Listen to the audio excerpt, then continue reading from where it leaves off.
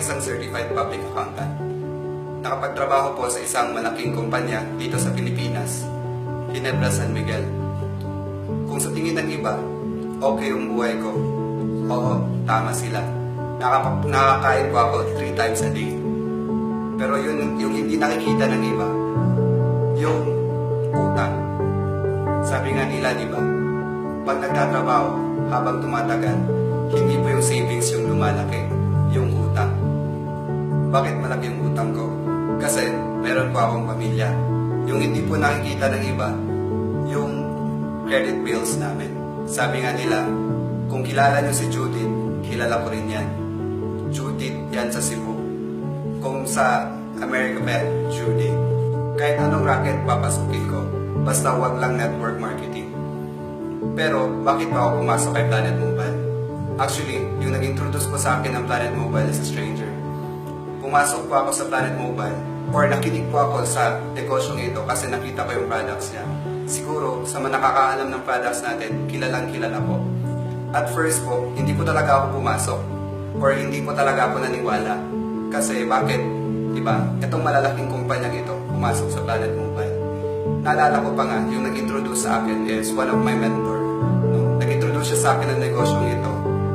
Questionable pa rin. Kahit maganda yung products or yung opportunity na pinapakita niya, marami pa rin akong question. Kahit yung First Millionaires Club member namin, First President's Club member namin, kinausap ako up to the President. Pagdating na sa President, yun, pumasok na ako. Kasi may sinabi siya sa akin. Sabi niya pa sa akin, bumalik ka sa opisina mo. Tanungin mo kung sino na yung mga 5 years, 15 years, 20 years sa kumpanyang ito. Tanungin mo kung anong problema nila. Kung problema nila pera, matakot ka. Kasi, imagine mo, siya yung future mo. Nung nagsimula ko ako sa Planet Mobile, hindi po ganun kadali. Kasi nga, sabi ko, nagtatrabaho ako. Hindi rin po ako isa sa mga power speakers. I represent those people na nakikinig or nanonood sa video na ito. Tingnan niyo naman, ang dating tagapalakpak, nakikinig, ay consistent top earner. Hindi po natanggal ako sa top earnership since October last year, up to ngayon. Tingnan niyo rin naman, ang dating negative sa network marketing, ang dating negative rin sa utang. Ngayon, nabayaran na po lahat ng utang ko. Nakuha ko na rin po ang sarili kong sasakyan. Nakabili na rin po ako ng bahay para sa pamilya ko. At saka, nakapag-travel na po ako kahit saan. Nang dahil sa negosyo ito. Thank you po sa Planet Mobile Business Club. Thank you po Sir Noel Velasquez and Ma'am Janet Velasquez sa paggawa po ng konseptong ito.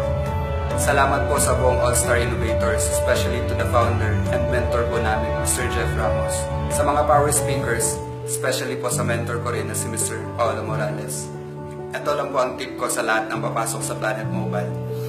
Hindi po ibig sabihin na nag-invest na po kayo dito sa Planet Mobile ay nag-open na po yung mind nyo.